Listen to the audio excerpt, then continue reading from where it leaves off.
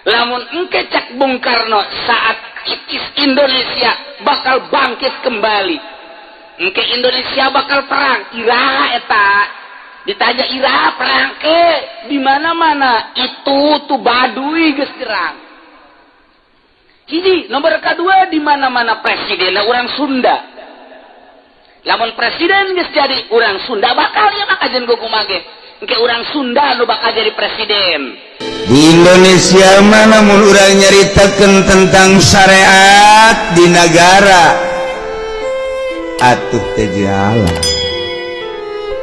Lantaran di Indonesia mah negara urang, negara Republik Indonesia lain negara syariat, negara demokrasi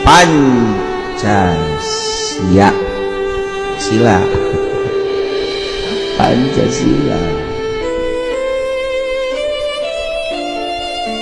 Lamun urang bertanya-tanya kunaon si di Indonesia teu make Al-Qur'an, teu make syariat, tanyakeun ka leluhur urang. Urang dijajah ku Belanda 350 tahun. Dijajah urang ku Inggris. Kemudian ku Jepang. Diurang iya negara jajahan. Lamun berabad-abad negara urang dijajah, lain teh diperjuangkeun ti baheula, diperjuangkeun. Tetapi alhamdulillahirabbil alamin pada tahun 45 negara urang dimerdekakan. Jadi kuari geus merdeka negara urang. Alhamdulillahirabbil di bawah bendera Sangsaka Merah Putih anu jadi peloporna ialah Bung Karno. Hebat. Eta teh lain sakadar sakitu memeh mengibarkan bendera Sangsaka Merah Putih teh Bung Karno teh disiksa, Bung Karno teh disel, lain Bung Karno bae berikut jelema-jelema nu memperjuangkeun Republik Indonesia. Geus puguh kolot-kolot urang manu diseret, anu dihukum picis, penyahoan budak wali hukum picis. Hukum picis mah disuat, tadi paean, terus dipoledehan, dicoer, makan peson, itu makan jeruk nipis. Kita kupicis zahara. Baheula teh samaru kumaha, masya Allah memperjuangkeun negara teh datang ka kos kieu. Kudu dibuka kembali, diungkap kembali sejarah Republik Indonesia, terutama ku DPR ulah nyomotan hasilna doang. Ulangan saukul comot am deuleu leluhur urang teh baheula memperjuangkeun negara, bangsa jeung agama, nyawa taruhanna.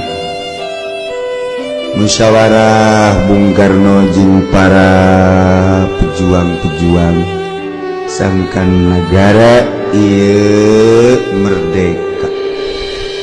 Kulantaran di jerona aya Kristen negara urang, bahkan lain sakadar Kristen di urang teh aya agama anu sama rasa sama rasa. Tak eta teh agama di urang teh aya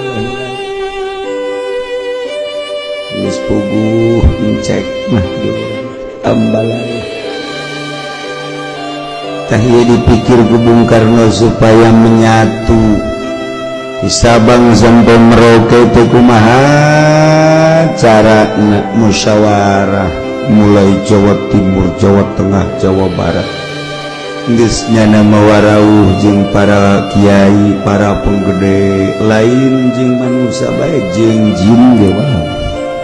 Jeung jin wae Bung Karno cicing di hutan, cicing di gunung. Tapa heula. Masya Allah. Dipikirlah ku Bung Karno untuk menyatukan bangsa negara, maka dipilihlah ialah negara Republik Indonesia ieu dengan demokrasi. Eta hasil musyawarah jeung para kiai. Ieu cerita sejarah. Lumpat ka mamana ge kitu kajen kumaha sejarah bangsa jeung negara urang mah. Lain tadi perjuangkan Islam teh baheula, tapi lamun urang memperjuangkan Islam doang di Indonesia, apan kafir teh ambalayah di urang teh, Kristen loba, Buddha loba, Konghucu ambalayah. Ngematak diperjuangkan terus teh teu merdeka, tapi Bung Karno mempersatukan bangsa jeung negara jeung agama.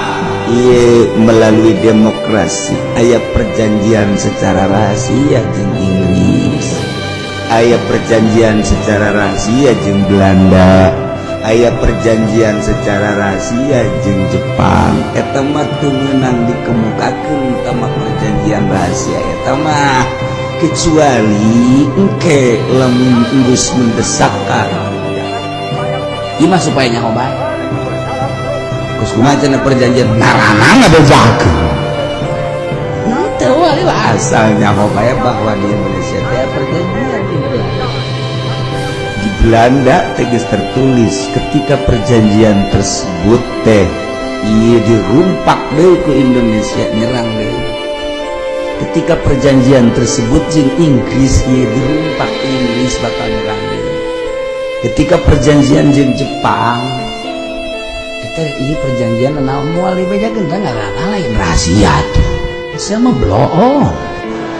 Mengan ngabejakeun supaya jauh urang teh kuduna paham tentang berbangsa, bernegara, beragama di negeri pertiwi Indonesia. Sakit. Masya Allah, siade.